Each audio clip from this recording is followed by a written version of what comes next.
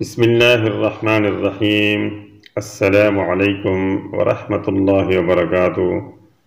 معزز سامعین، اس وقت آپ اسلامک چینل دیکھ رہے ہوں۔ معزز سامعین، آج ہم وہ چیزیں ذکر کرتے ہیں جس سے روزہ نہیں ٹوٹتا۔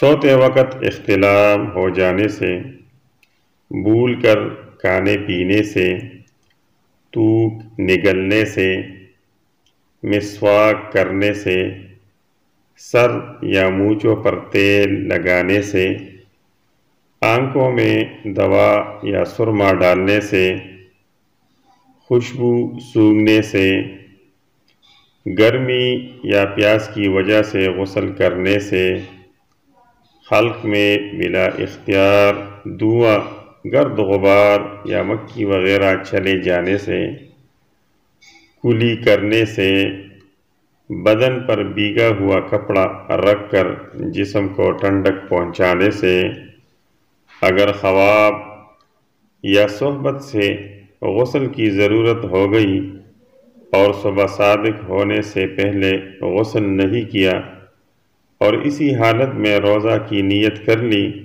تو روزہ میں خلل نہیں آتا۔ معزز سامعین، ویڈیو دیکھنے کا شکریہ۔ والسلام۔